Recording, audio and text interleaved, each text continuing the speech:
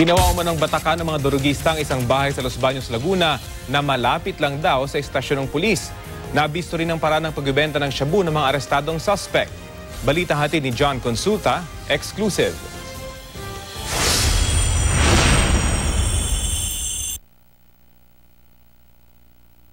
Sa videong ito na nakuha ng Los Baños Police, kitang-kitang di bababa sa tatlong lalaki habang bumabatak ng shabu. Ang bahay na ginawang batakan, ilang metro lang ang layo sa police station. Kaya na makakuha ng sapat na impormasyon, ikinasa na ang operasyon ng mga polis.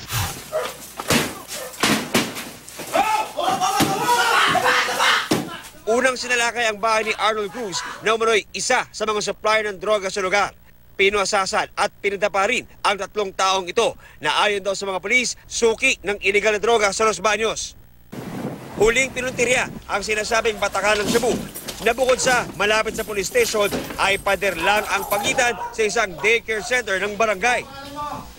Di na nakapalag ang umano'y namamahala sa batakan ng shabu na si Jonathan Alavera. Kalalaya lang ni Alavera nitong Hulyo dahil sa kasong paggamit ng droga, pero paglabas, nagbenta na raw ito ng shabu. Hindi ka naawa sa mga anak mo?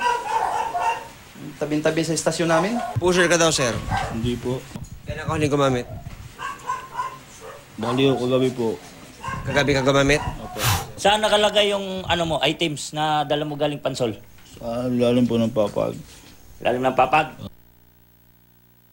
Sa pag-aalughog, nadiskubre ang isang black book ng mga suki raw nila at code na ginagamit sa transaksyon para makaiwas sa huli.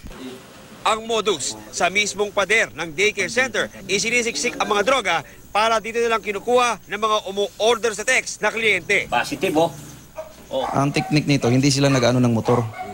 Para hindi mapansin na may gumagamit dito. Yung motor malalayo nila inilagay, ipinapark. Pero Naglalakad lang. Naglalakad lang papunta dito. Meron din silang mga ano dito na kung bibili ka, may code silang ginagamit dito. John Consulta, GMA News.